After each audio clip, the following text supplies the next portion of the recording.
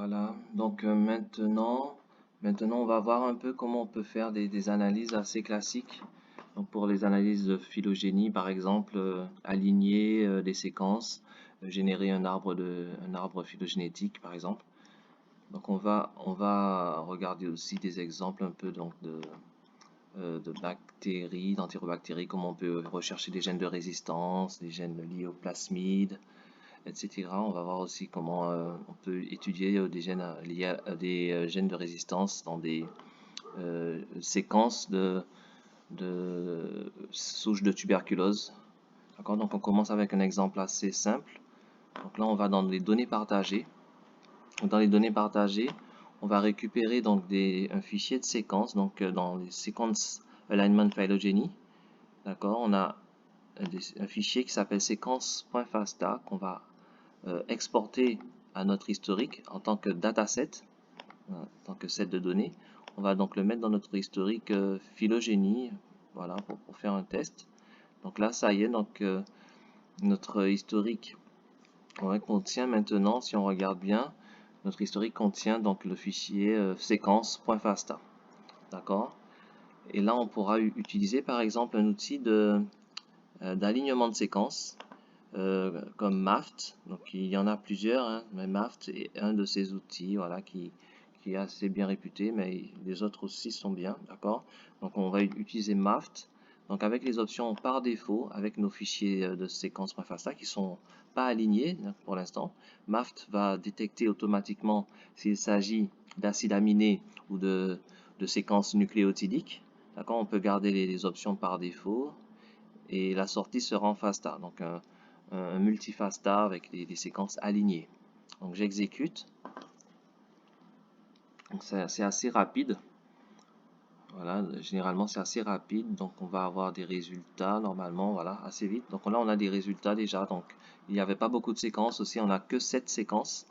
Ce sont des séquences un peu de gènes de résistance, donc chez les entérobactéries.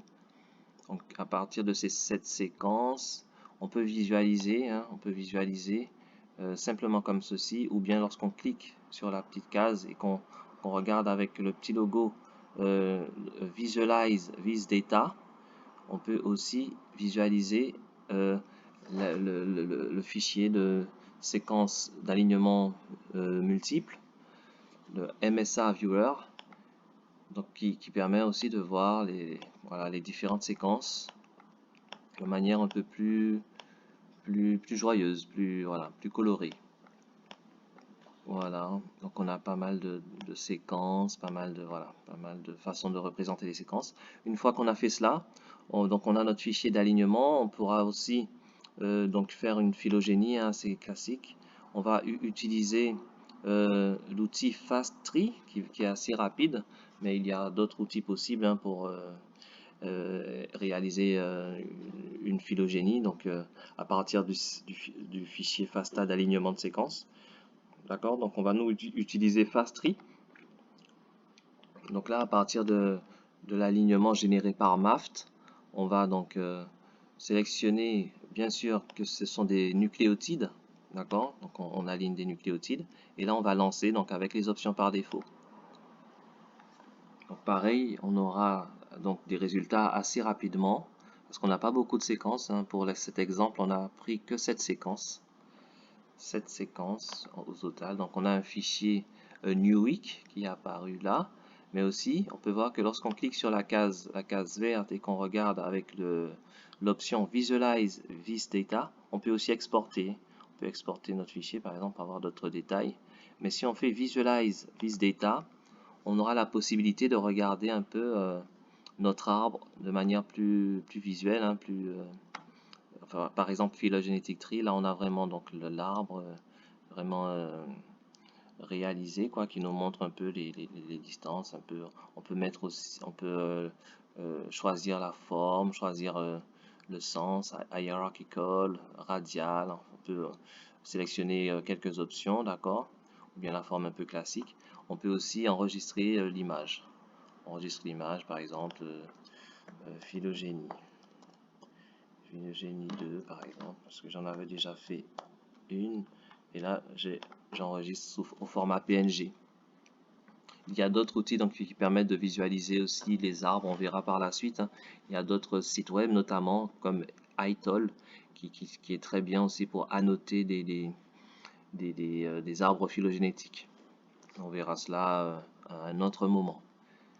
Donc là, si je retourne un peu donc, sur mes données partagées, cette fois-ci, je vais télécharger un jeu de données de Enterobactéries. Donc, je les ai nommés Enterobacteria 1 et 2. Je vais pareil les exporter comme dataset dans mon historique phylogénie par exemple, mais je garde le même, mais j'aurais pu créer également un autre historique, mais on va garder le même, hein. On va garder le même historique. Et là, on peut faire pas mal de choses donc avec ces fichiers d'entérobactéries, ces génomes, ces assemblages un peu donc au format FASTA, d'accord? Donc là, je vais regarder la similarité qui peut exister entre nos deux séquences, nos deux génomes, pardon, Enterobactérie 1 et Enterobactérie 2, deux souches différentes, d'accord? Donc avec l'outil par exemple FastANI, donc il va calculer un peu ce qu'on appelle le Average Nucleotide Identity, donc qui est un score un peu de recherche de similarité entre les séquences en se basant sur les nucléotides. Et là, je sélectionne par exemple le premier le premier fichier Enterobacteria 1.fasta comme query sequence et comme référence, je me base sur Enterobacteria 2.fasta. Je lance. Donc ça aussi, généralement, c'est assez rapide comme calcul, même si c'est des bactéries, voilà, mais c'est assez rapide. Voilà, là, on a notre résultat, d'accord? Et là, on pourra voir, voilà, entre les Enterobacteria 1 et Enterobacteria 2, on a une similarité, on va dire, de plus de 97%. Donc, on peut également aller chercher, donc, par exemple, des gènes de résistance avec un outil qui s'appelle Abricate. Abricate va nous permettre de chercher, par exemple, des gènes de résistance. Lorsqu'on regarde les options, on peut utiliser la base ResFinder, qui est une base qui permet de trouver des gènes de résistance.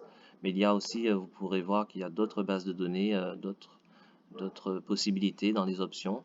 Généralement, ce sont des gènes de résistance qu'on regarde. On peut aussi regarder des gènes liés au plasmide ou la virulence avec VFDB. Donc, on va utiliser ResFinder pour l'instant. Donc, avec les mêmes options par défaut. Donc, on lance.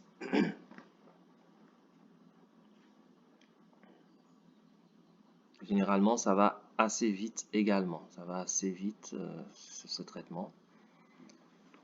D'accord, donc ça va assez vite. Donc, on a déjà des résultats.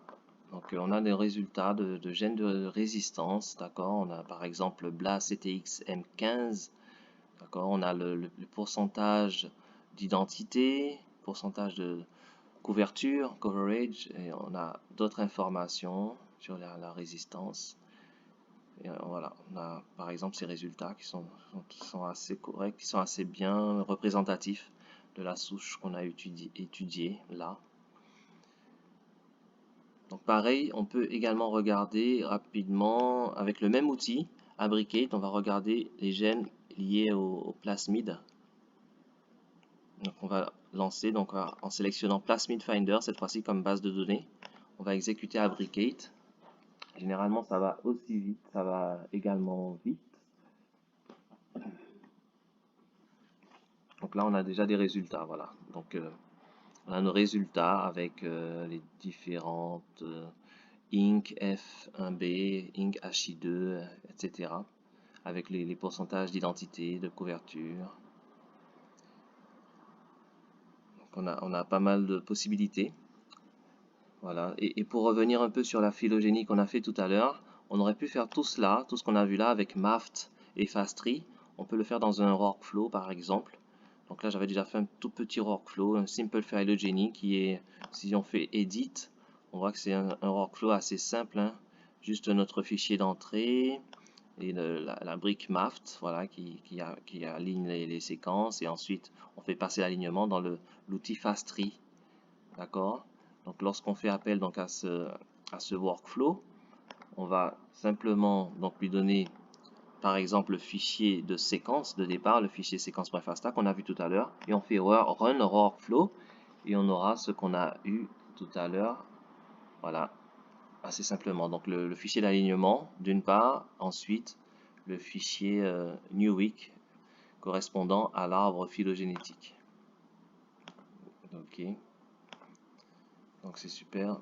Donc là on va voir un petit exemple avec les bactéries. Donc je retourne dans mes données partagées et là je vais dans le dossier Mycobacterium tuberculosis et là je vais récupérer donc trois fichiers FASTQ, donc deux fichiers compressés FASTQ.gz et un fichier qui n'est pas compressé .FASTQ que je vais mettre dans mon historique. Donc cette fois-ci je vais utiliser mon historique tuberculosis et là je fais importer. Et là, je retourne un peu dans mon historique. Il va falloir que je change d'historique. Ah non, super. C'est dans tuberculosis. Donc, j'ai mon historique. Et là, je vais analyser. Par exemple, je vais chercher des gènes de résistance, par exemple, avec des outils dédiés à Mycobacterium tuberculosis. Par exemple, on a un outil qui s'appelle Microbe Predict. Donc, qui peut utiliser des fichiers .fasq, par exemple. On va lui donner ce fichier .fasq. Donc il s'agit de Mycobacterium tuberculosis. Et là, avec les options par défaut, on va lancer la recherche de gènes de résistance qui sont donc spécifiques. Donc ça peut prendre un peu de temps quelquefois parce que ce sont des gros fichiers, les fichiers FASTQ. Entre-temps, pendant que ça tourne, on peut essayer un outil qui prend peut-être un peu moins de temps, Galroux, qui permet de prédire un profil un peu de spoligotypage. C'est un profil en fait qui permet qui va donner en sortie un peu une simplification une représentation d'une partie d'un locus de Mycobacterium tuberculosis où on détecte des espaceurs qui sont soit présents ou absents de manière spécifique. Donc on pourra donc utiliser cet outil donc avec un fichier FASTQ par exemple. Donc j'utilise avec un fichier .fasq. D'accord, donc je vais lancer en gardant les options par défaut. Donc on peut avoir de la documentation sur l'outil en question. Donc on va avoir ces fichiers cette information, donc le spoligotypage qui correspond à cette souche, qui correspond à ce génome. Donc avec les espaceurs présents ou absents, les 43 espaceurs qu'on recherche. Donc dans un locus, voilà, un locus CRISPR, le locus CRISPR qui permet d'identifier quelquefois des souches, des familles de tuberculose. Donc là, on va lancer en même temps Galroux. Donc ça prend un peu de temps, effectivement, ça prend un peu de temps. Généralement, c'est pas très long, Galroux. On va voir comment est-ce que ça tourne bien.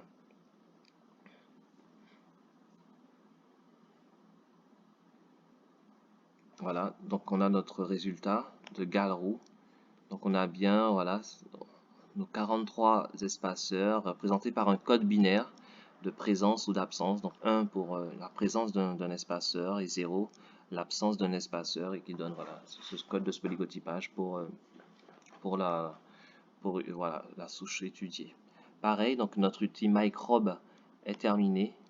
Donc on a normalement des résultats et là on a des informations sur la susceptibilité, enfin la résistance aux antibiotiques, voilà, pyrazinamide. On a détecté une résistance donc à cet antibiotique, la pyrazinamide, donc chez cette souche de bactéries. On a d'autres informations, par exemple la lignée, hein, la famille de tuberculose, donc il s'agit bien de Mycobacterium bovis, qui fait partie du complexe Mycobacterium tuberculosis.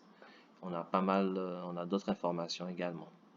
On peut utiliser aussi un outil qui s'appelle TB Profiler, qui est un peu similaire, hein, qui va donner aussi des informations sur la résistance aux antibiotiques, qui va aussi potentiellement prédire des familles, d'accord?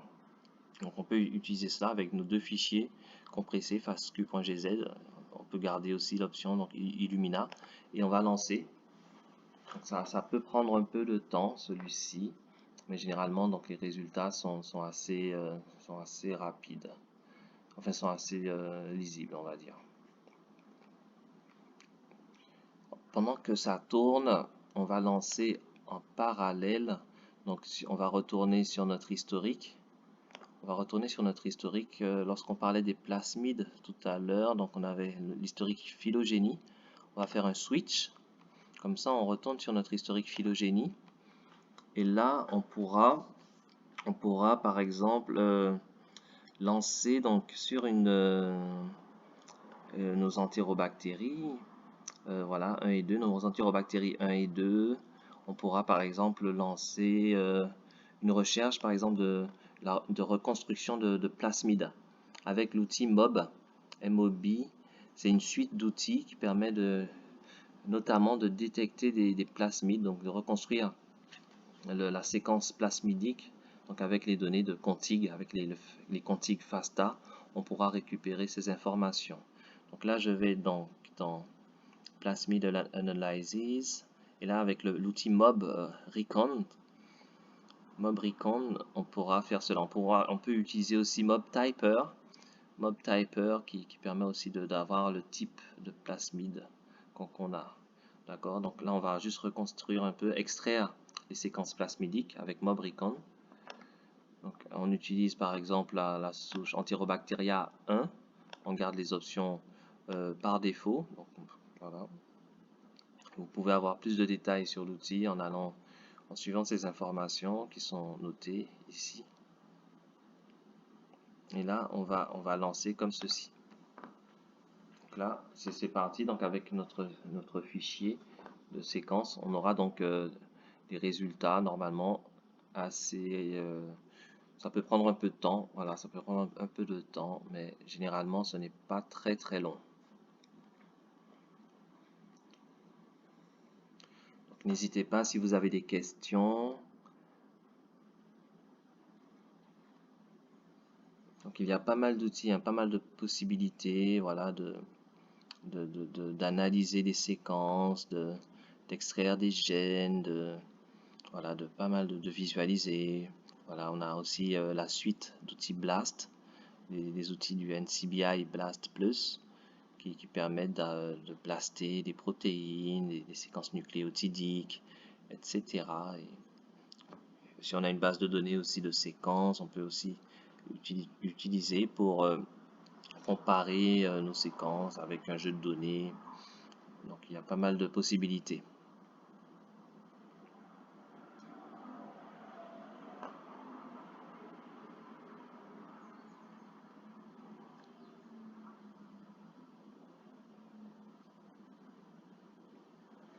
Donc là je vais juste regarder si dans mon autre historique il y a encore des choses qui tournent. Donc pour l'instant ni le mob, donc les programmes Mob Recon et TB Profiler ne sont pas terminés. Donc ça prend, oui, des fois ça peut prendre un peu de temps, c'est parce que par exemple pour les TB Profiler avec les gros fichiers, donc les fichiers FASTQ qui sont généralement plus volumineux, donc ça prend un peu de temps. Et pareil pour reconstruire les plasmides, ça peut aussi prendre, prendre un peu de temps, mais généralement c'est pas très très long. On va attendre un peu que ça finisse pour expliquer, pour voir un peu les résultats qui en sortent. Et sinon, on peut regarder, voilà, un peu d'autres. Ah oui, il y a d'autres outils en attendant. En attendant que ça se termine, je peux vous montrer également un outil pour le typage de séquences, par exemple MLST, qui va scanner un peu des génomes et les comparer à une base de données qui PubMLST, qui contient des schémas, des gènes bien spécifiques et qui permettent de déterminer des sequence types, donc des ST qui sont spécifiques pour certaines bactéries par exemple.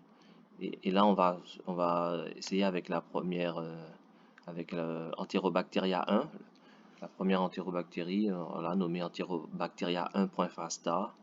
Et là on va pas utiliser le paramètre, on va utiliser les paramètres par défaut. D'accord, et là on va tester. Vous avez toujours des détails comme vous le voyez sur les outils généralement. Donc en bas de page vous avez aussi les publications lorsqu'il y a une publication liée à l'outil. Et là on va on va lancer MLST qui est généralement plus rapide que les autres outils, enfin plus rapide que ceux qu'on a lancés. Voilà. Là, on a déjà des résultats donc pour MLST. Donc on a que donc c'est le fichier Enterobacteria 1.fasta, donc correspond à la bactérie Enterobacter cloacae et correspond au, c'est sûrement donc une souche de Mathieu, hein. Donc on a le ST 544, voilà, qui correspond donc à cette souche. Donc voilà, et là donc mob continue à tourner. Ah oui, vous pouvez aussi, généralement, vous pouvez lancer aussi sur plusieurs fichiers. Si vous avez des collections, par exemple, ou bien plusieurs fichiers que vous analysez, vous pouvez sélectionner pas mal, par exemple, plusieurs fichiers et lancer. Voilà, lancer votre analyse, lancer votre outil sur ces fichiers. Et généralement, c'est assez rapide lorsqu'il s'agit de. Voilà, ça dépend de l'outil, mais là, pour MLST, par exemple, c'est assez rapide. Donc, on a, voilà, pour les deux entérobactéries, Enterobacter cloacae, on a un ST 544 et un autre ST 113. D'accord, avec des valeurs un peu, voilà, pour les gènes spécifiques, les gènes qu'on regarde pour déterminer le ST, qui sont, voilà, différentes, comme on peut apercevoir. Donc, voilà. On retourne un peu sur l'autre historique. Notre TB Profiler, c'est terminé. Donc il est terminé, on pourra vérifier, on pourra regarder un peu le résultat de notre TB Profiler. Donc on a lancé sur nos souches de tuberculosis, hein, de Mycobacterium bovis, pardon, qui font partie du complexe Mycobacterium tuberculosis. Donc là, on a des résultats avec TB Profiler, par exemple. Donc là, il s'agit bien d'une souche de bovis, Mycobacterium bovis. Donc la tuberculose, quelquefois responsable, qui peut être responsable aussi chez l'homme, hein, mais qui est plutôt retrouvé chez les bovins. Et on a l'information de résistance, un peu comme tout à l'heure, un peu comme pour l'outil microbe. On a donc une souche qui est résistante à la pyrazinamide. Voilà, on a ces informations de résistance. On a d'autres informations sur les variants, d'accord, les différents variants. Et voilà, pas mal d'informations un peu statistiques. On va retourner sur notre autre... ah, super, donc notre autre analyse est également terminée, donc avec Mob. Donc pour Mob, on va donc retourner sur notre page pour visualiser tout cela. Et on a bien donc des résultats avec Mob Recon qui permet de mettre... d'extraire un peu les séquences chromosomiques et de mettre un peu de côté ces séquences chromosomiques et de séparer de ces séquences des séquences plasmidiques qui nous intéressent quelquefois particulièrement. D'accord. Et là, on a des séquences plasmidiques et on a des plasmides qui ont été détectés. On peut voir par exemple un plasmide au hasard. Voilà, on a des plasmides qui ont été détectés. Donc, merci pour votre écoute. À tout à l'heure.